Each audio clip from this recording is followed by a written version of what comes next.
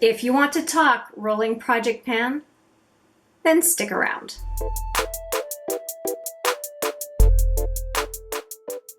Hi there, it's Hélène, and it is that time. It's the end of a given month, and it is time to talk about rolling project pan. In this case, we are the end of July, the very end of July, and I have some updates for you. Now, this rolling project pan has shrunk considerably. It's quite small, few items to talk about, but there are a couple of items where I have some significant progress and I'm really excited to talk to you about. So let's go from least amount of progress to most amount of progress for what I think are six products total. So let's take a look. The first thing I'm going to do is talk about 3 items I have not used and why.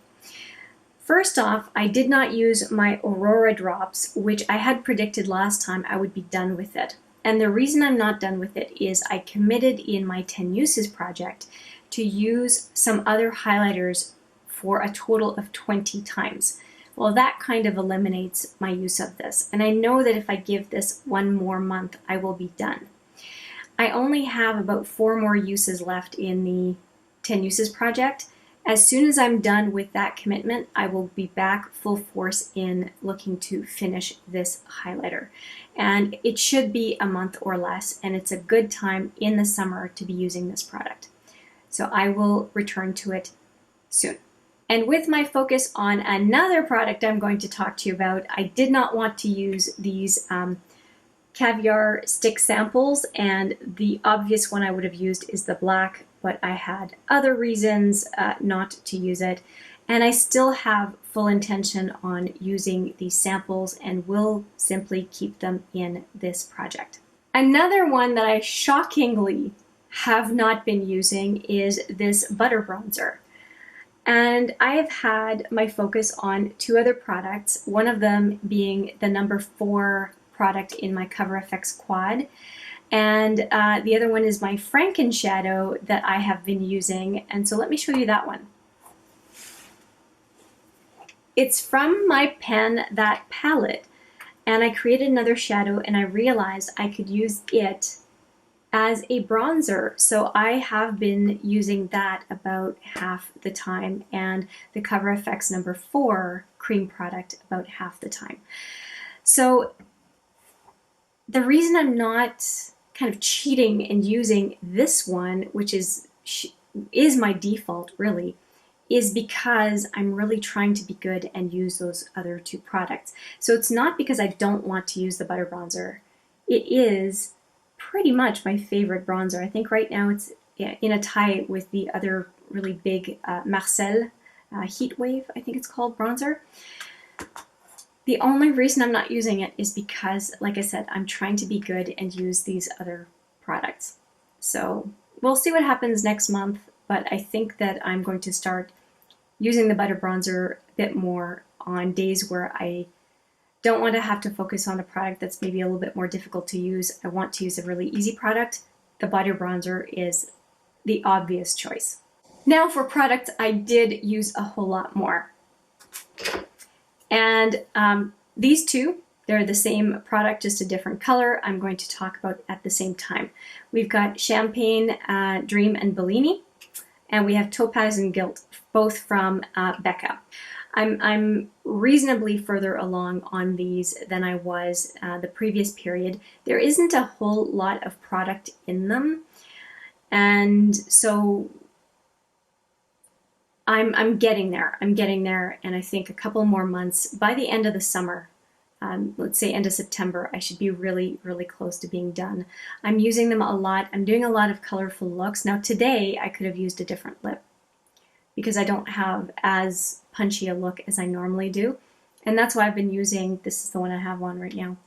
That's why I've been using these so much, is because I'm doing very colorful looks, and I try to just kind of tone down the lip a little bit if I'm doing something pretty wild on the upper part of my face. But I'm really happy with these. I don't know if the light is going to allow you to see it. So this is, when it settles, this is where it's going to be. So not quite halfway, but decently down. And then this one I have more use in, and it's going to be about here. Yeah, so I'm happy with it. Not quite a gram difference on these, but enough that I'm satisfied, and also with my usage, with how much I know I'm using them. They're practically written down in my makeup of the day every single day. You can find that in the description box in every video. I use these a lot. And now for the belle of the ball, a product I finished. It took me months, and it's this little guy. This Urban Decay Zero black liner I am done with. I cannot sharpen it anymore. I've tried it in a few sharpeners and I just can't get it to move.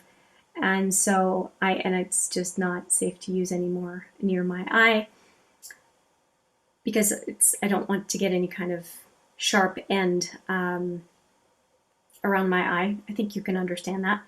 But yeah, I'm very happy, and I have already started using my new one. So just for a little bit of perspective. That's a lot of liner to use. So that is how much a big liner. I've only sharpened this other big one a couple times. So you can see how big these liners are. And this is about a 2-year supply of black liner for daily use on the upper waterline at a minimum. Sometimes I use it as well on the upper lash line.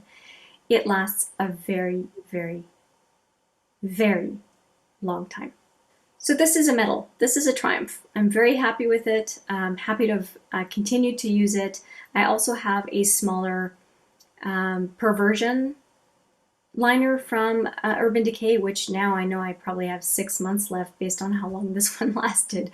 And I'm probably going to focus on that one when I want the upper waterline to be even more black and less transfer. So I may be going back and forth between the Zero and the perversion liner, but I do like both of them. I will also say that I have my eye on the black waterline liner from Urban Decay as well. The waterline liner is a new set of liners, well, new-ish, new to me anyway, a set of liners that they have had, I think it's at least a year, but they were kind of low-key. They don't really talk about them all that much, and I would really like to try them. But yes, this one is done. So where are we on numbers? I have my little book here, and for the rolling project pan last month, we started off at 139.8 grams. And we're finishing this month of July at 138.5 grams. So that's, if my math is right, 1.3 grams done. So that is a big difference. And that is with this liner included. So I didn't take this liner out for that gram difference. So I'm really happy about that. Now, if we consider the new starting weight is a straight 136 grams. So if we take the liner weight out, the total difference in grams from the end of the month, from the beginning of July to now the new weight without the liner, I've made a 3.8 gram difference. So even though half the products I didn't really use, I still made nearly 4 grams of difference from one month to the next. So I'm pretty happy. And of course, the liner and the 2 glosses were the main contributors to the weight change, and I'm okay with that. And going forward with 5 products without putting another liner in, I think is fine. I'm going to think about whether I want to put the perversion liner in. I'm not sure yet. So we'll start off with 5 products and see how I feel at the end of August. I feel like this rolling project pan is probably ready for a shake-up, but I was bringing in a lot of new things and trying new things, and I just didn't feel like adding to the amount of panning I'm doing. So this is okay. This is good. I'm happy with it. and we'll see what happens in the next period. Okay, so now that I've talked about all the products, let's take a look at the progress pictures.